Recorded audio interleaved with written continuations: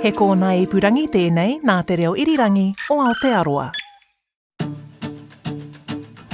Our flight time through to Queenstown today is approximately 1 hour and 40 minutes. We're here to make sure you have a safe and comfortable flight, so if there is anything you need, please let us know. Queenstown, jewel of the south. It's the closest airport to Te Anau, the first stop on a long journey from Auckland and the North Island of New Zealand down to the lodge. I'm hoping to get an interview with Aiping, the guru. I want to catch up on what she's been doing since we last spoke. That was more than 20 years ago. I need to give her a right of reply. But it's much more than that. Having got this far, I feel as listeners you're owed some explanations.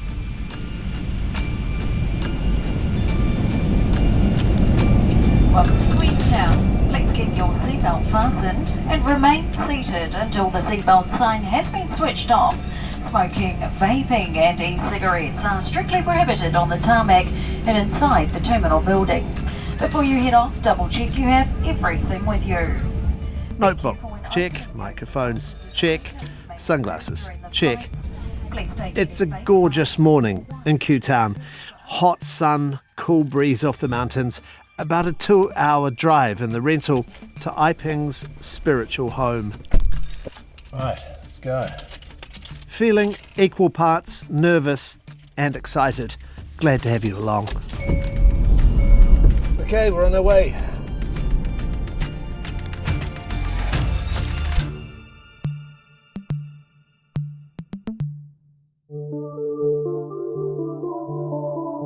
Kia ora, I'm Phil Vine from RNZ and this is The Lodge, the fall and rise of a wellness cult. A podcast about healing, about the power of belief, its lasting effects on the believers and the believed.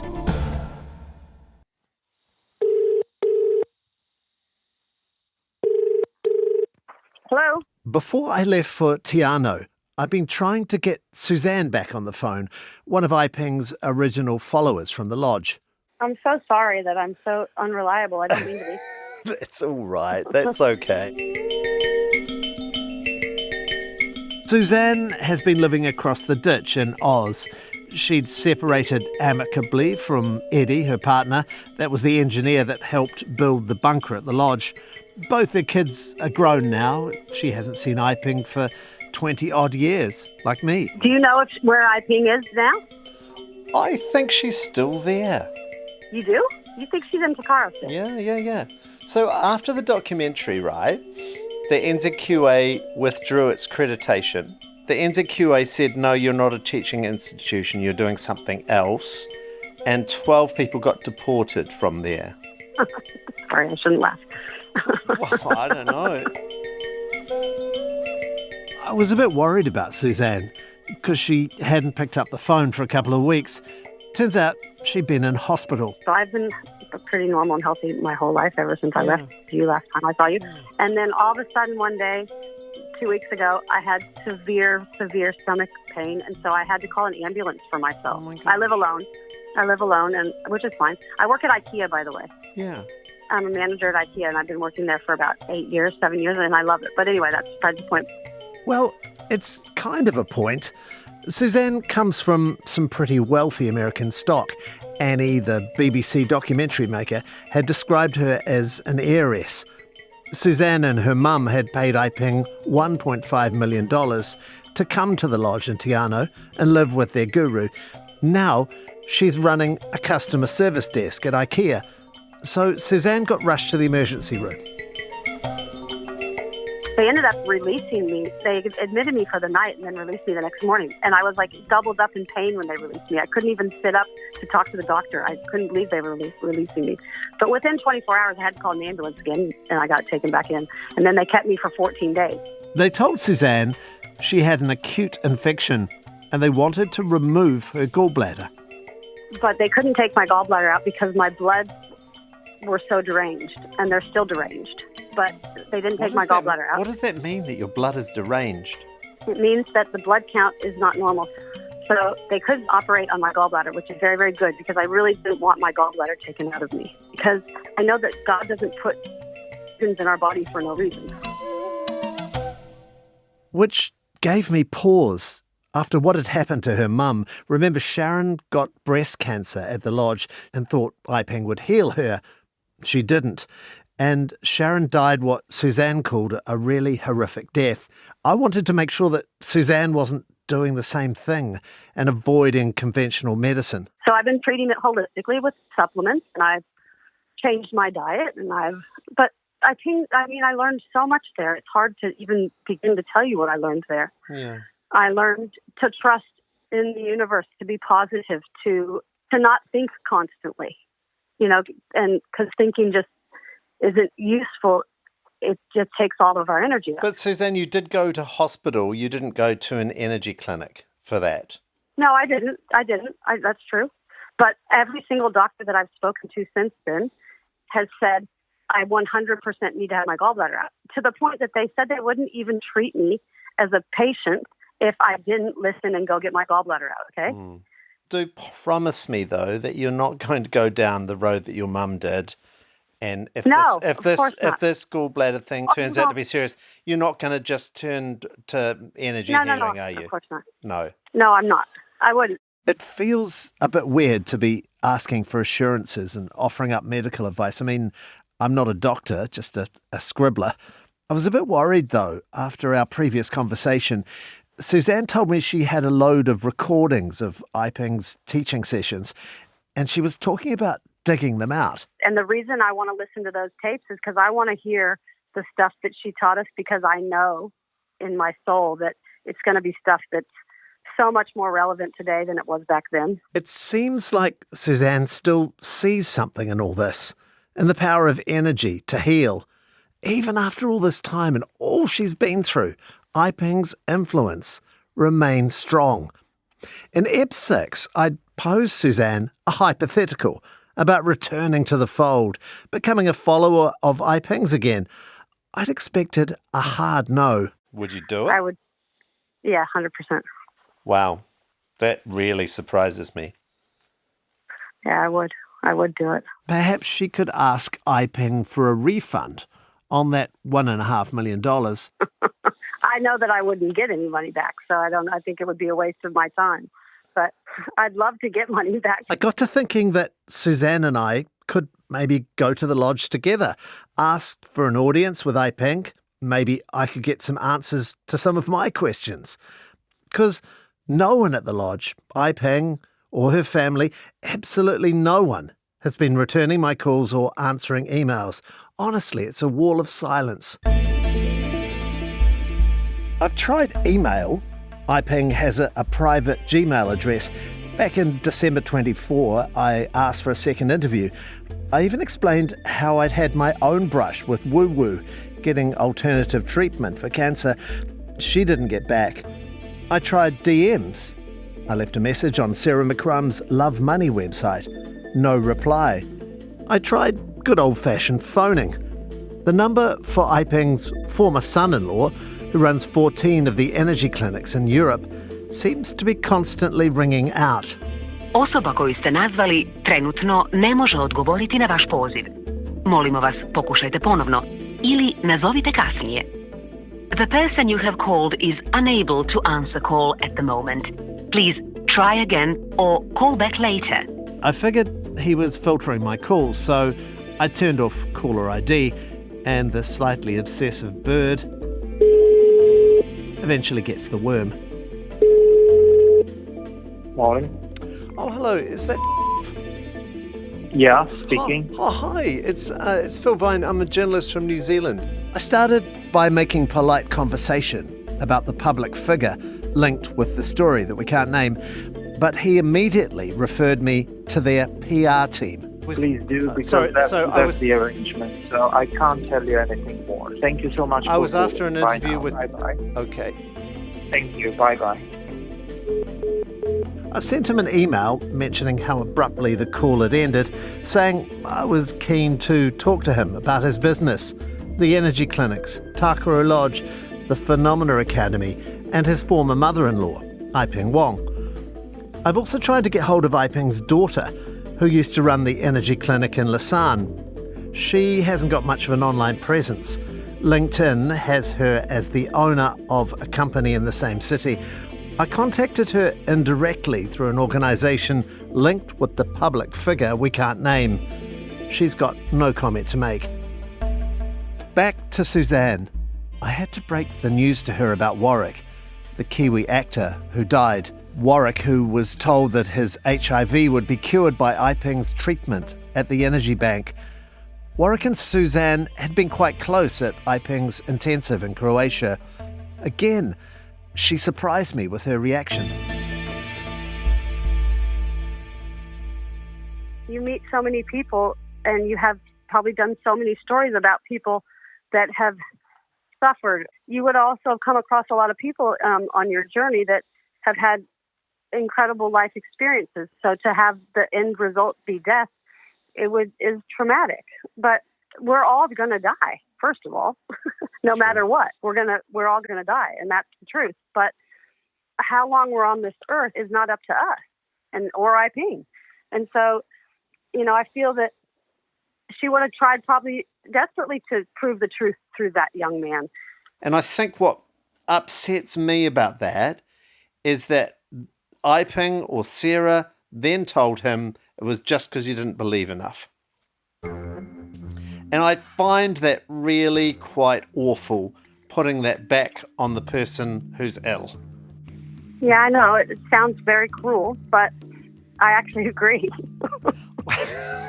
Oh my God, you really have swallowed the Kool-Aid, haven't you? 20 years later, No. 20 years No. later. No, and I have no involvement with these people. So it's not about the Kool-Aid. I know. Maybe and you've just gone on ice for 20 years and you're just where you were. I don't know.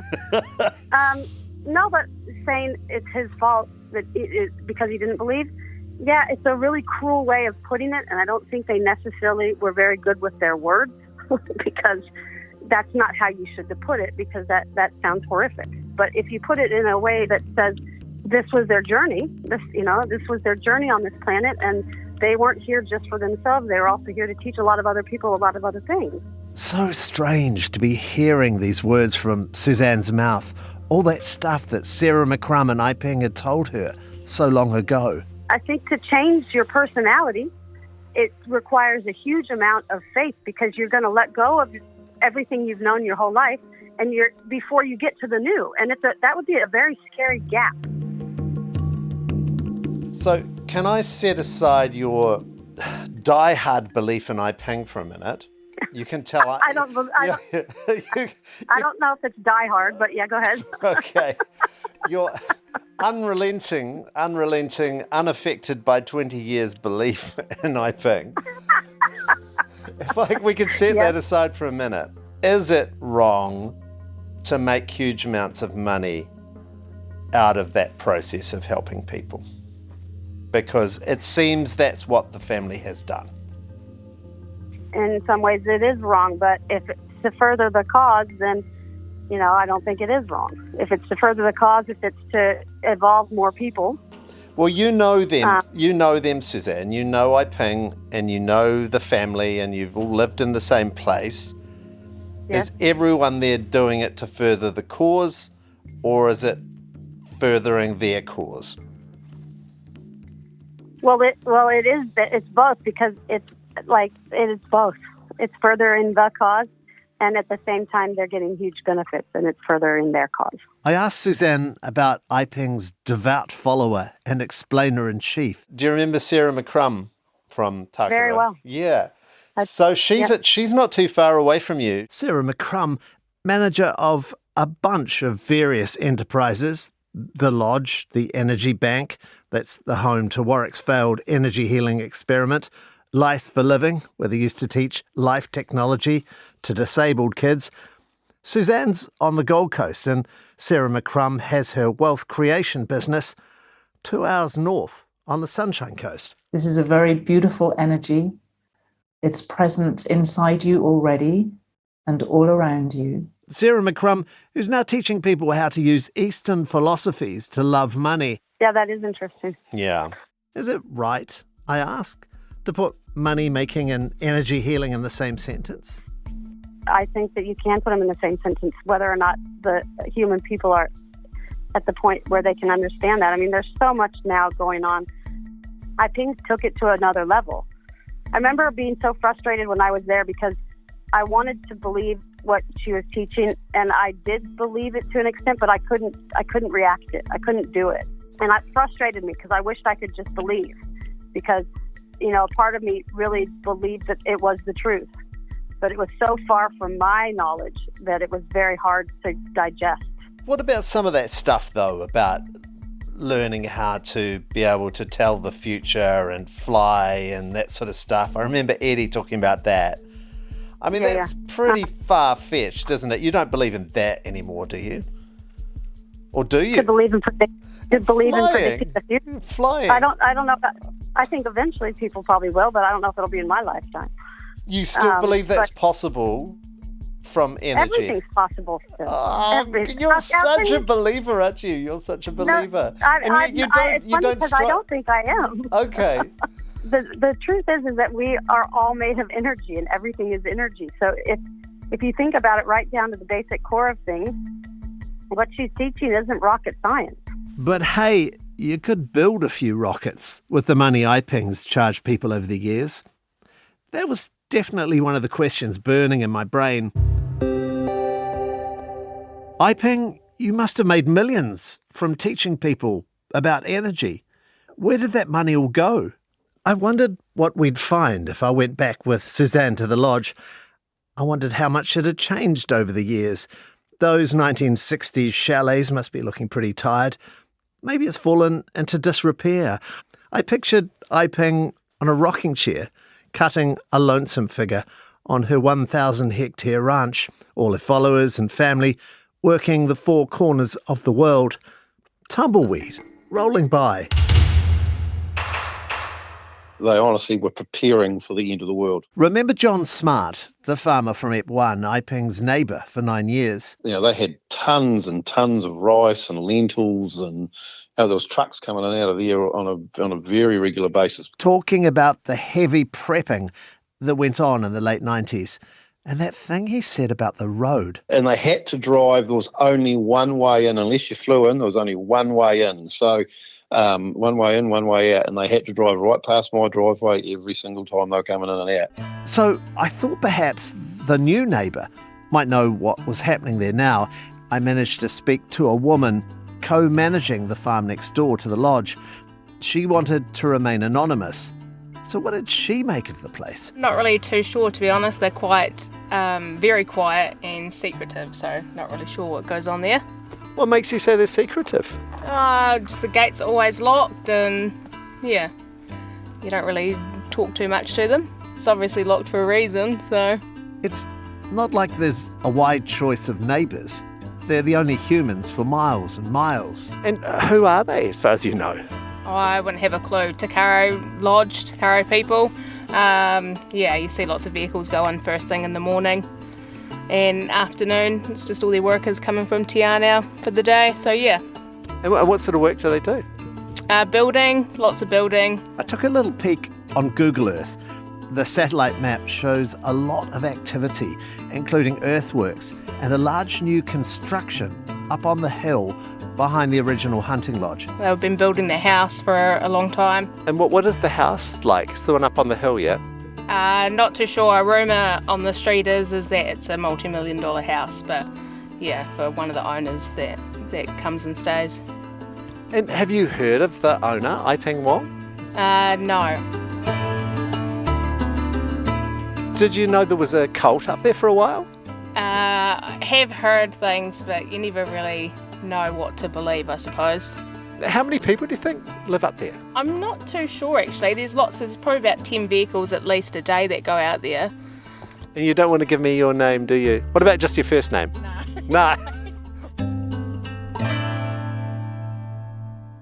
So much for my idea of abandoned buildings, tumbleweed, rocking chairs. Okay, this has got to be question number 2.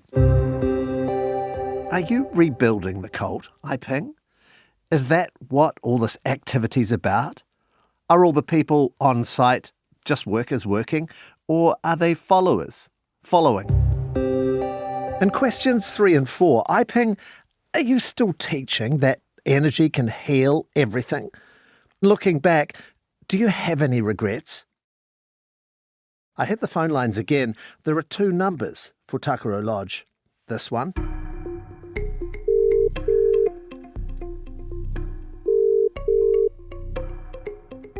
There is no one available to take your call. Please record your message after the tone. Press star to discard the recording, or press any digit to end the recording. Kia ora. I was hoping to speak with Sarah McCrum or Aiping Wong if they're around. My name is Phil Vine from Radio New Zealand. That was the number for Takaro Lodge, when it was a high-end spa, but the answer phone said nothing about bookings or anything. I contacted the visitor centre in Te Anau. The centre told me the website for Takaro Lodge wasn't working and they didn't know what was going on there. So maybe they're not doing the tourism thing anymore. There is another lodge number though. And this is the main number for Takaro Lodge. Hello, you've reached Organic Farm New Zealand. We can't get to the phone right now. Leave us a message and we'll get back to you as soon as we can. Thanks. Some farm or other I'd never heard of. Dang. Maybe it's something completely different and they just inherited the phone number. I left my details just in case. They never rang back, neither did the lodge. Organic Farm New Zealand. Seems like there's plenty going on. According to the website, they make high-impact freeze-dried snacks, soups and drinks. Looking on Google Earth, you can see tunnel houses on the property where food might be grown. On Facebook, there are a number of ads for jobs there. Kitchen assistants, seasonal workers, construction workers. The contact for the jobs caught my eye. A Croatian name, Vlatka S. I'm not using surnames for followers, remember. And sure enough, she's fully linked in with the whole gang. Friends with Anna K, the director of an energy centre in Slovenia. She's friends with Joel S, a former manager at the lodge. 2 others who worked at the E-Rejuvenation Clinic in Zagreb. Veronica C, a follower from Arizona. With Sonch F and Fiona M, 2 of the Takaro 3 involved in the immigration case. Also Sarah McCrum and Aiping Wong. Actually, a caveat here. Vlatka S, the contact for the farm, used to be friends with Aiping Wong. But just after I wrote that, in May 2025, I discovered the guru had vanished from Facebook. A hard delete. I checked her Facebook page and Aiping had disappeared from her friend list. And I thought, gosh, am I gaslighting myself?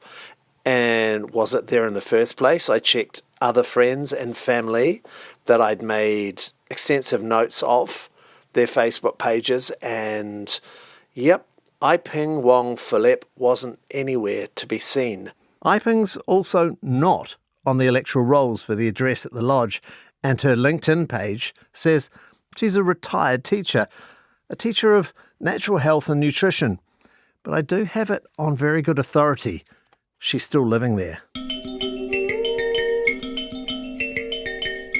Hey, Suzanne, I'm now on critical battery, so I'd rather say goodbye rather than let the phone go brrr. And this is not the last time we're going to talk, and maybe let's think about a visit to Takaro Lodge. I reckon that might be quite interesting. It would be very interesting. Yeah. I agree. Okay. That'd be good. All right. Like that. Lovely. I'll send you a text. Great. Thanks for calling me. Oh, no, lovely. Thank you for talking to me. It's been a great conversation. All right. It was. Talk to you too. You take care of yourself. You take care of that gallbladder of yours. Okay. All right. Okay. See you, Suzanne. Bye now. Bye. I didn't know it, but it would be the last time we spoke.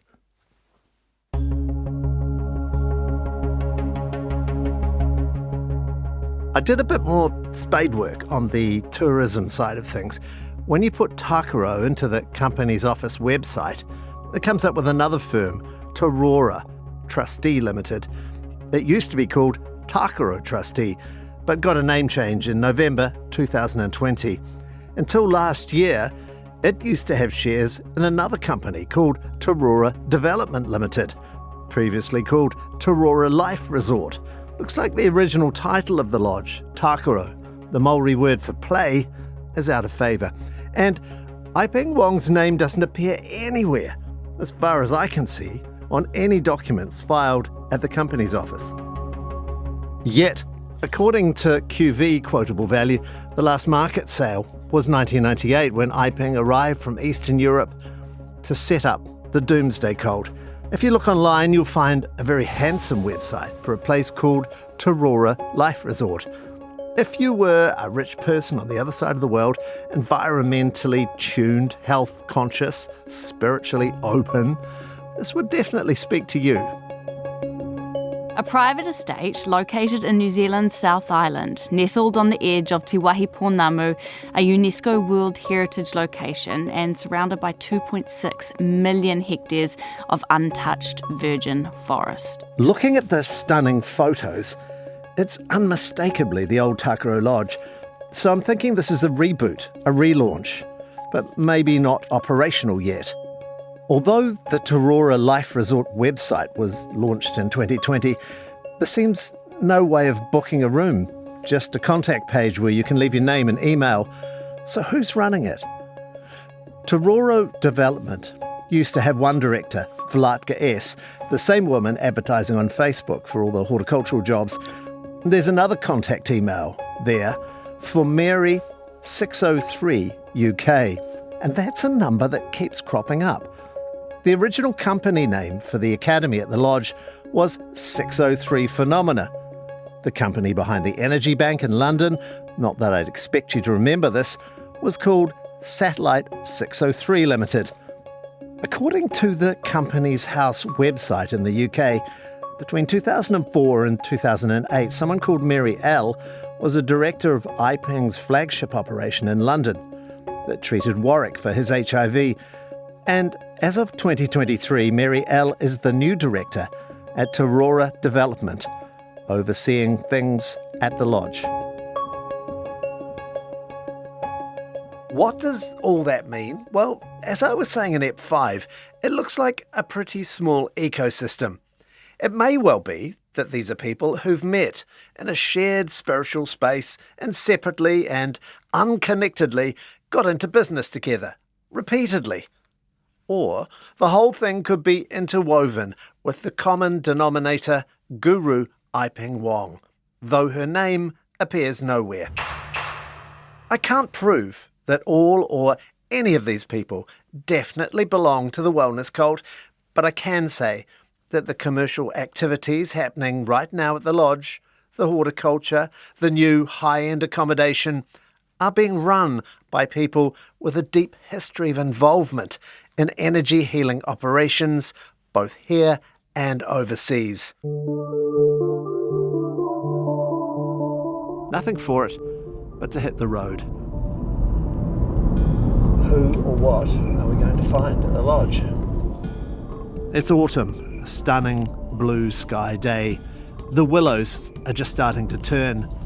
Some green seeping back into the low hills after a dry summer. There's a ghostly three-quarter moon. Abandoned sheds, tired Land Rovers, disused railway stations. As I drive, I'm thinking about Suzanne, how she can't be here with me. Before I left, I found out something awful. I was just checking back through the Facebook connections of Aiping's followers and former followers, and I've come across Suzanne's Facebook page. There's nothing on it except a picture of her, and it says, remembering. We hope people who love Suzanne will find comfort in visiting her profile to remember and celebrate her life. Oh, last time I talked to her, she'd just come out of hospital, and we had this conversation about trusting conventional doctors, and they discovered what the problem was too late. She had aplastic anemia, where your body doesn't produce enough blood cells. Treatment for aplastic anemia might include medications, blood transfusions, or a stem cell transplant, Man, I hope she did go down the conventional path. It was quick. She died maybe a month after we last spoke. In true Suzanne spirit, we'll ask guests to think of something they've found and kept. We'll be asking guests to let us know what their find was as we pass the microphone around. You're all welcome to place something on Suzanne's coffin to be buried with her. Oh my gosh, I feel sick.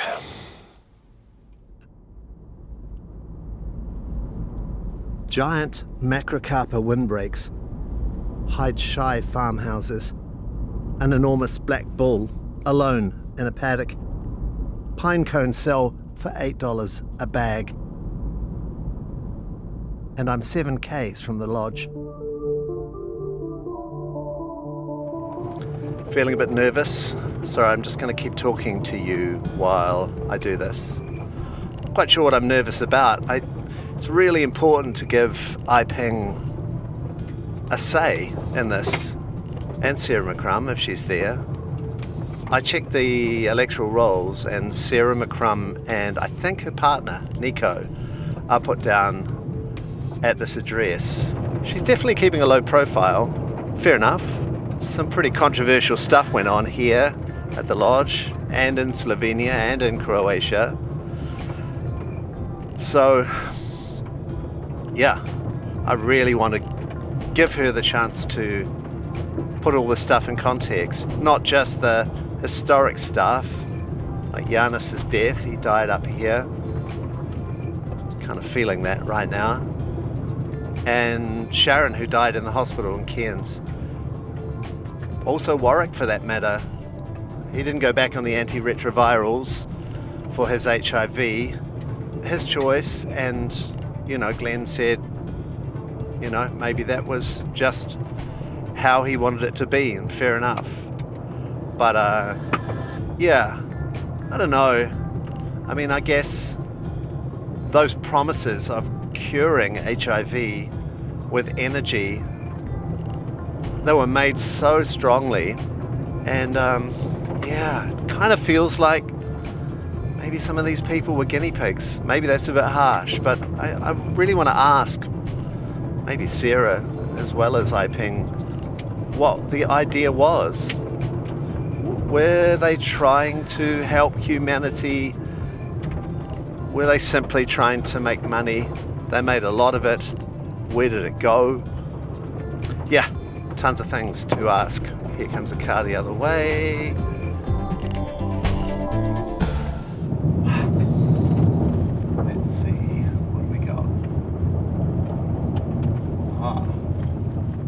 Construction traffic, private property, follow arrows to construction.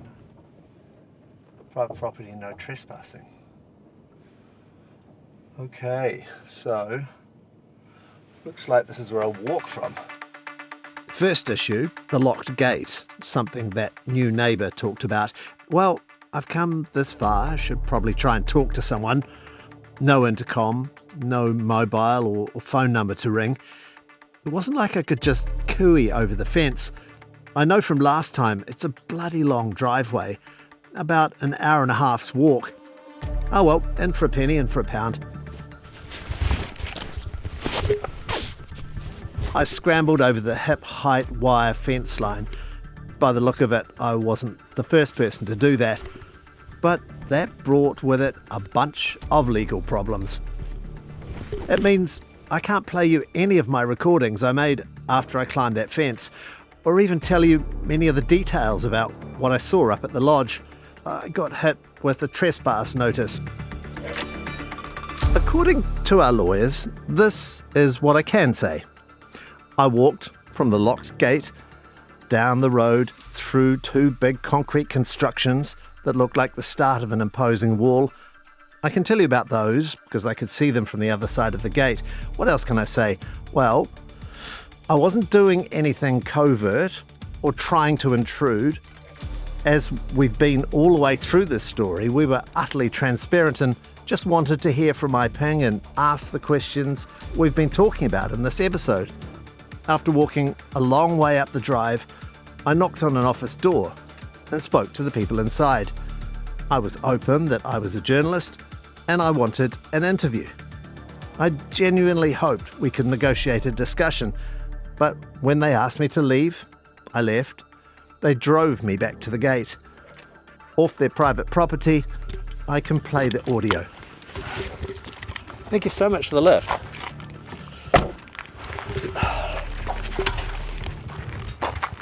And yeah, so if you see Aiping or someone who sees Aiping, if you could ask her to get hold of me, that would be fantastic. Thank you very much. Cheers. No. You're not going to shake my hand? No, not All right. today. Okay. Not even a fist bump. Yeah, please. Please. My chauffeur stroke bouncer told me to have a nice day. He sat in the car watching and waiting for me to get in my rental car and leave. Oh, I don't think he's going to go until I go.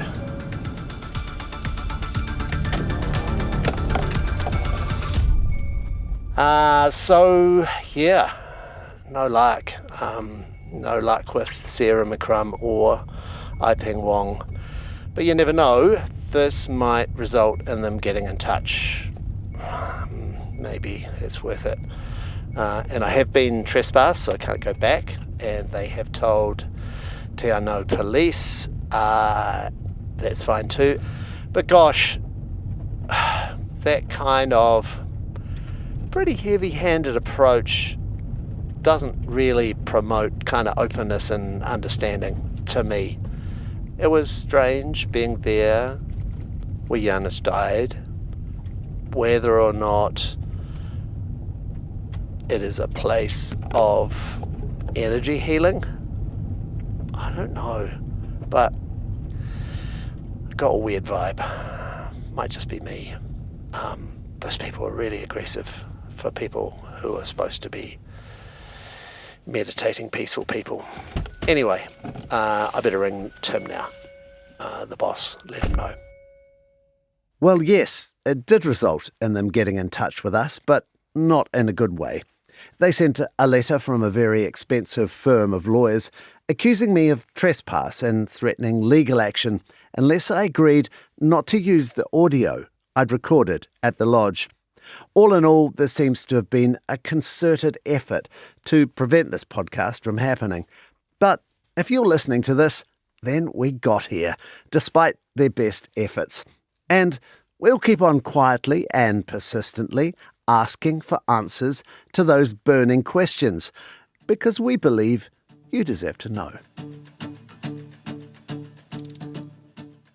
In lieu of an interview with Aiping, can I offer a little rerun of what she said at the end of the last doco in 2004? When her followers were about to be deported, her teaching institute was about to be closed down. They don't understand us. Yeah, we will appear again. I'm sure we can get 100%, 1000% sure we can get again. Nobody can take away. This is so advanced, so good things. Yeah, we will make them to understand us. Nobody can take this away. This is so advanced, we will make them to understand us. Yeah, I mean, I think it's really, in a lot of these cases, understanding what these figures offer individuals. Remember Stephanie from City University, London? Really often about providing a sense of identity, of meaning in a very secular, materialistic society, offering a sense of belonging as well and community. And we know that people are feeling, in today's society, a lot more isolated and estranged from community ties. And so it's not just leadership that the guru offers, it's the much broader sense of meaning, identity, of community, of belonging that they're able to provide people, and not just a belief system, but also a strong sense of emotional attachment. And Anka Richter, our cult watcher, reminds us it's not a black and white thing. Yes, cults can be bad, but most of them start off with good intentions. I would say giving people the benefit of the doubt and just assuming that a lot of people just want to help and they think they found a great method, and then they found that they could make money with that too, and they get a lot of adoration and they have followers and they create a business. Now, all these things are not completely unusual or harmful. There is always something that works for people that brings them there in the first place. And I think this is a really important point, not only for those who find themselves following these figures, but may know people who are. Don't cut them off. It's the worst thing you can do. And actually through maintaining a sense of common ground with these people rather than just dismissing their belief system or the gurus that they follow, it's maintaining these friendships and relationships outside of the group. Often when you listen to people who have found themselves following some type of guru or cult, what takes them out of it is realizing some type of contradiction or hypocrisy within the group or within the guru figure that they're following. These are people like you and me. These are not weirdos. They did not choose to be exploited or not have their cancer treated or so on. Yeah, they might have believed in something that maybe, not everyone should believe in, or we think they got their facts wrong or whatever, or they were blinded by a charismatic person. But in the end, they deserve the same respect and human rights and mental health care and so on. So I think it's time to not just look at the so-called evil leaders of these groups, but actually look at the bigger picture and have compassion for people who are in these groups and not blame them for having ended up in there in the first place. Trust me, this can happen to anybody and no one is immune to it. So I'm angry at these things happening for sure. I'm concerned, but I'm also here to ask for more compassion and understanding. The people we've met in this podcast came to Aiping hoping for something she didn't deliver. Undoubtedly, there will be those with positive stories to tell. But we can't shy away from the fact that there has been some human damage. Harm has been done, maybe more in the moral sense than in the legal sense, as the police sergeant said who investigated Giannis's death, the guy with the melanoma. We may consider that morally there's been something done wrong, but there's nothing criminally. Not criminal harm, sure, but there's been some pretty serious consequences for Giannis, Suzanne's mum, and for Warwick. Harm which historically happened in physical spaces, in the lodge, at the energy bank. But now, wellness cults can be joined at the click of a mouse or the swipe of a finger. You have to think about the person who is online, getting their information online, and following charismatic social media influencers. There's a really interesting dynamic there. A lot of these folk have podcasts, and a lot of these folk record themselves for, YouTube and TikTok, etc. John Patrick from Rutgers University. A user or a follower gets this, has these perceptions of intimacy, and the way that a lot of these people create their podcasts or create their, video diaries, it's this kind of confessional nature that's going on, almost inviting the listener into a conversation that they're going to be let in on a secret. The wellness thing, if you have lots of money, it's kind of your choice, isn't it, really, how you spend it? If you're going to spend it in a bonkers way like that, then fair enough. But, when it comes to really serious life-threatening conditions and the vulnerability of people in that situation, then it's unforgivable in my book, really. Well, here's some thoughts after nearly 12 months on this story. Cliff notes, if you like, for aspiring gurus, or maybe things to watch out for if you think you might be coming into the orbit of a cult leader. So long as you never once admit that you're wrong, there will always remain the possibility in people's minds that you are right all the time. Don't rule out anything. If you don't specifically say you can't do something, those who believe in you with blind faith may assume you can. The vagueness and dismissiveness are an excellent cloak against honest inquiry. The best answer to a difficult question is to ask the questioner what they think. The people are very susceptible to a complete recipe for a better life, free of any contradictions or ambiguity or any greyness at all. Call it situational vulnerability or just the desire to believe in something. No one is immune. And once someone is indoctrinated with these ideas, they have a half-life. They can lay dormant for as long as 20 years, no matter how bonkers they seem. Every day we eat fresh food, and next day we go to toilet, pee and poo. So the universe energy, the same thing. When we receive the universe energy, and we need release the negative energy to get the benefit, health, happiness, and wisdom life.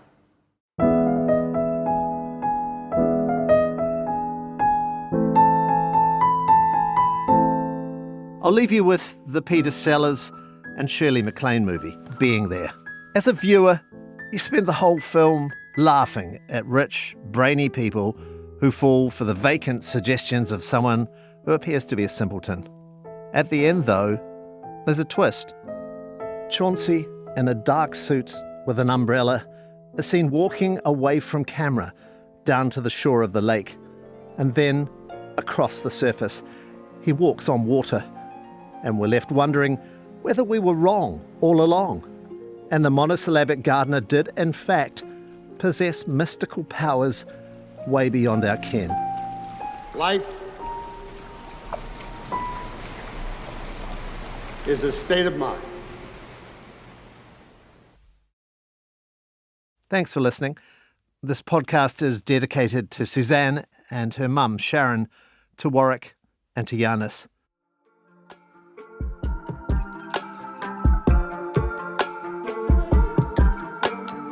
And hey, if anyone out there has some information about this wellness cult and its business activities, whether you're a follower, an ex-follower, or someone who knows someone who is, please get in touch.